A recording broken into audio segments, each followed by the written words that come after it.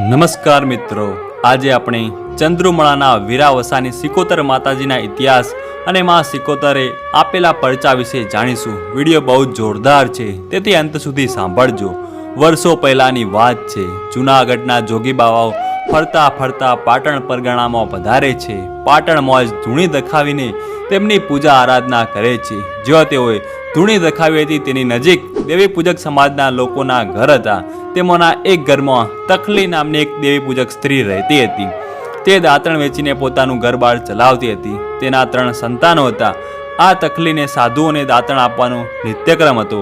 થોડા દિવસો પછી શિવરાત્રી નજીક આવતો જોગી બાવાઓ ત્યાંથી જૂનાગઢ પાછા જવાની તૈયારીમાં હતા। ત્યારે તખલીને મનમાં વિચાર આવ્યો કે મેં જોગી બાવાઓની જમાતને 1 મહિનો દાંતણ આપ્યા છે, તો લાવને આજે જોગી પાસે કંઈક માગી લઉં। જોગીઓ જૂનાગઢ જતો પહેલો મને કંઈક આપી જાય તો મારું કલ્યાણ થઈ જાય।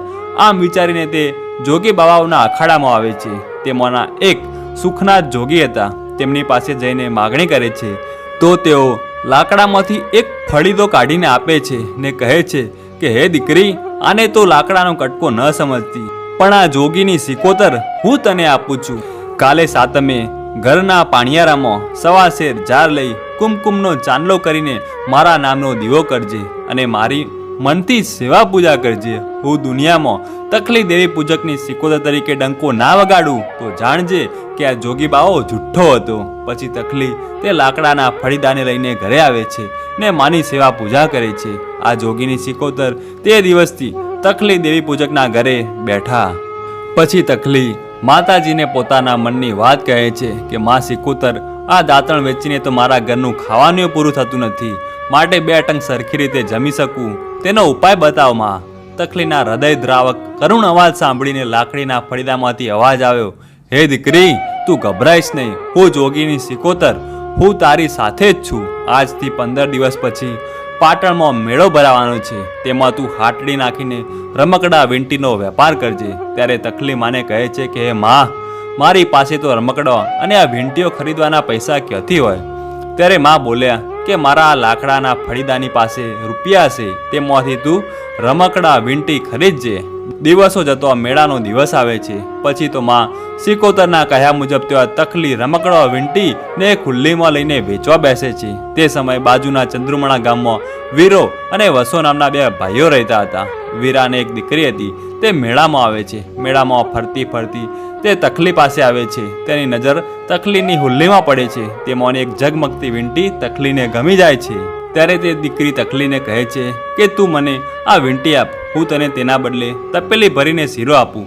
તખલીને થયું કે મારા સંતાનો ભૂખ્યા છે, તેથી પૈસાના બદલે શીરો મળે તો કોઈ સમસ્યા નથી, શીરાથી એમનું પેટ તો ભરાશે। તખલીએ ભલે બેન લઈ જાઓ। પછી રબારીની દીકરી તપેલીમાં શીરો તો લાવી હતી, પણ શીરાના નીચે ભેંસનું છાણ ભરીને લાવી હતી। તે તખલીને આપીને રમકડા અને વીંટી લઈને જતી રહી। મેળો પૂરો થાય છે। તખલી ઘરે પહોંચે છે ને સાંજ થઈ ગઈ હોય છે। તખલીના સંતાનો ઘરે જમવાની રાહ જોઈને બેઠા હતા। ત્યારે તખલી તે શીરાની તપેલીમાં હાથ નાખે છે તો શીરા નીચેથી છાણ નીકળે છે। તખલી આખી વાત સમજી ગઈ કે રબારીની દીકરી મને છેતરી ગઈ। પછી તો તખલી માં સિકોતરના મઢમાં જાય છે। માની પાસે આક્રંદ કરીને આંસુ સારતી દીવો કરે છે અને માને હકીકત જણાવે છે કે હે માં સિકોતર, આજે મારા સંતાનોના પેટ પર મસ્કરી કરીને મને છેતરી છે। શીરાના બદલે છાણ આપીને આમ ગરીબને પડ્યા ઉપર પાટું માર્યું છે। મારા મઢમાં જોગીની માતા બેઠી હોય અને આ જોગીની માતા તારા વાહે ના આવે તો એમ માનીશ કે મારી સિકોતર મરી જાય છે। જોગીની સિકોતર તખલીનો પોકાર સાંભળી જાય છે। તરત જ માં પેલી રબારીની દીકરીએ જે તખલીને છેતરી હતી એના ઘરે પહોંચીને તે દીકરીને માએ ધૂણાપો મૂક્યો। એ દીકરી છૂટા વાળ રાખીને ધૂણ્યા જ કરે છે, ખડખડ દાંત કાઢ્યા રાખે છે। પછી તો બધા રબારીઓ ભેગા થયા, ઘણા ભૂવા બોલાવ્યા, પણ માં જવાબ આપતી નથી। કોઈએ કહ્યું અમદાવાદ પાસે પીરાણા ગામ છે, તેના પીર પાસે લઈ જાઓ, તેઓ જરૂર કંઈક ને કંઈક ઉપાય બતાવશે જ। આમ બધા રબારીઓ ગાડું ભરીને પીરાણા પીર પાસે આવે છે, પણ જોગીની સિકોતરની પકડ એવી તો જોરદાર હતી કે પીરને કોઈ વાતની ખબર પડતી નથી। પછી પીરે જોયું ને બોલ્યા કે હે વીરા, તારા ધર્મ કરતો આ જોગીનો ધર્મ આડો આવે છે। અને તખલી સાથે બનેલી બધી જ વાત આ પીરે વીરા રબારીને કહી અને વીરા રબારીની દીકરીના કોઠે ધૂણાપો આવ્યો ને તખલીની સિકોતર બોલી, હે વીરા રબારી, મારી તખલીના છોકરા એ દિવસે ભૂખ્યા મરતા હતા, તે દિવસે તારી દીકરીએ શીરાના બદલે છાણ આપ્યું છે। મારી તકલીના છોકરા એ દિવસે ભૂખ્યા ઊંઘી ગયા હતા. આમ મારી તકલીના પોકારે હું આમ હાલી નીકળી છું. આજે તો હું પાછી નહીં જ વળું. પછી પીરાણાના પીરે માને વિનંતી કરી કે હે માં, છોરું કછોરું થાય પણ માવતર કમાવતર ન થાય. આ પણ એક દીકરી જ છે, તું કહે એમ કરવા તૈયાર છીએ, પણ આ વીરાની દીકરીને માફ કરી દે. માં આમ સિકોતર બોલ્યા, જો વીરા રબારી, તારી ભેંસના ઘીનો શીરો બનાવીને અને પાટણથી તકલીને અને એના છોકરાને તારા ઘરે મહેમાન બનીને આગતા સાગતા કર અને શીખ કરીને માનભેર એમને જમાડ.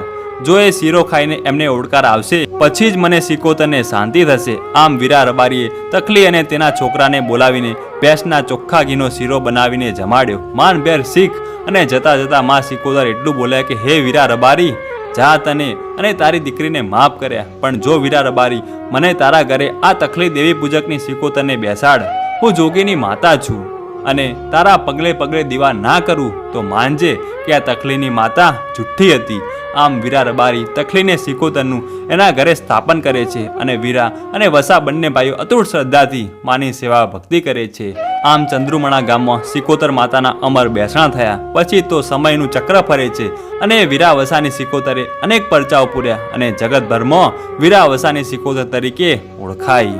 હવે મિત્રો આપણે વીરા વસાની સિકોતરે આપેલા પરચા વિશે જાણીશું. ચંદ્રુમણા ગામમાં બિરાજમાન વીરા વસાની સિકોતરે મુડેઠા ગામમાં વસનાર રાધુ માધુને આપેલા પરચા વિશે જાણીએ તો વીરા રબારી તકલીની સિકોતરનું એના ઘરે સ્થાપન કરે છે અને વીરા અને વસા બંને ભાઈઓ અતૂટ શ્રદ્ધાથી માની ભક્તિ કરે છે. આમ ચંદ્રુમણા ગામમાં સિકોતર માના અમર બેસણા થાય છે ને પછી તો સમય ચક્ર ફરે છે ને આ વીરા અને વસાની સિકોતરે અનેક પરચાઓ પૂર્યા અને દુનિયાભરમાં વીરા વસાની સિકોતર તરીકે જાણીતી થઈ. એક વખતની વાત છે, બનાસકાંઠામાં આવેલ મુડેઠા ગામ ઠાકોરોનું ગામ છે. એમાં રાધોજી અને માધોજી નામના બે દરબાર હતા અને હીરુ અને નીરુ નામની એમની બે દીકરીઓ હતી. આ બંને દીકરીઓ પરણવા લાયક થતો તેમનું સગપણ નક્કી કરે છે. રાત્રે કુટુંબના લોકોને ભેગા કરીને પૂછ્યું કે દીકરીને કરિયાવરમાં શું આપીશું? આમ તો લોકો ગાયો ભેંસો આપે છે, પણ આપણે રૂપાળી વાંઢો આપીએ. પછી તો રૂપાળી વાંઢો ક્યાં મળશે? એની પૂછપરછ માટે આજુબાજુમાં રહેતા રબારીઓને બોલાવ્યા અને પૂછ્યું, આજુબાજુમાં રૂપાળી વાંઢો તો ક્યાં મળશે તે અમને જણાવો.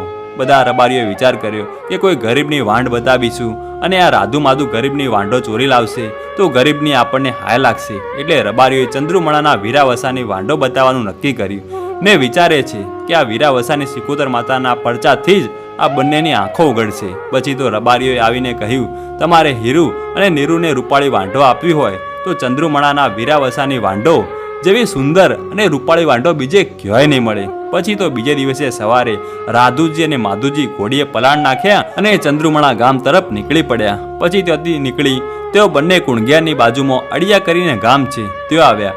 અડિયા ગામમાં ઘેડાધર કરીને જોગી રહેતા હતા. આ જોગીએ બંનેને આવકારો આપ્યો અને ત્યાં જ મઢમાં રાત રોકાયા. પછી જોગીએ ઘોડીને ખાવા માટે બાજરી મેલી, પણ ઘોડીઓ બાજરી ખાતી નથી. એટલે રાધુજી માધુજી બોલ્યા કે બાપુ, તમારી બાજરીમાં નક્કી કંઈક કાંકરા છે. એટલે જોગી બોલ્યા કે અહીંયા તો સદાવ્રત ચાલે છે, 100 મણ બાજરી સાફ કરેલી પડી છે. પણ રાધુજી માધુજી, નક્કી તમારા પેટમાં કંઈક પાપ છે, તમે ક્યાં જાઓ છો એની મને વાત કરો. બંને કહ્યું, અમારે ચંદ્રુમણા વીરા વસાની વાંઢો લેવા જવું છે. એટલે જોગી બોલ્યા, મારા અને મારા શંકરની શરમ રાખીને દરબારો પાછા વળી જાઓ. ચંદ્રુમણાના વીરા વસાની સિકોતર બહુ જબરી છે, એ તમને મૂકશે નહીં. રાધુજી માધુજી બોલ્યા કે એની સિકોતર બહુ જબરી હશે તો મારો મુડેઠાનો હનુમાન પણ જબરો છે. આમ એ દિવસે રાધુજી માધુજી જોગીના કહેવું ન માન્યા, પણ શંકરની શરમ પણ ન રાખી અને ઘોડી લઈને ચંદ્રુમણા ગામના કુવે આવીને ઊભા રહે છે. ત્યાં કલી અને મધુ બે બહેનો પાણી ભરતી હતી. એમને પૂછ્યું કે વીરા વસાની વાંઢો કઈ બાજુ ગઈ છે? કલી મધુએ વાંઢોને જે બાજુ ગઈ હતી તે માર્ગ બતાવ્યો. સુખદેવ કરીને એક ગોવાળ હતું, તે વીરા વસાની વાંઢોને ચરાવતો હતો. રાધુ માધુ આવે છે ને તે ગોવાળને ધક્કે ચડાવીને કંથેરના ઝાડમાં નાખી દીધો અને વાંઢો લઈને ભાગવા ગયા. ત્યાં તો વાંઢોના પગમાં નજર ગઈ ને જોયું તો વાંઢોના પગમાં લોખંડની સાંકળ બાંધેલી હતી. પછી પેલા ગોવાળને બાંધીને રાધુ માધુ બાજુના ગામ જમણપુર ગયા. ત્યાં જીવણ અને લાલા નામના બે લુહાર રહેતા હતા. એમને કહ્યું કે અમારું ગાડું તૂટી ગયું છે, એટલે ચાલો અમારું ગાડું સરખું કરી આપો, અમે તમને 2 મણ ચોખા આપીશું. રાધુ માધુ લુહારને વાંઢો પાસે લઈ ગયા. લુહાર બોલ્યા કે દરબાર, વાંઢોની સાંકળ અમારાથી નહીં તૂટે. આ વાંઢો ઉપર તો સાક્ષાત સિકોતરમાં રખેવાળી કરે છે. વીરા વસાની સિકોતર અમને મારી નાખશે. રાધુ માધુએ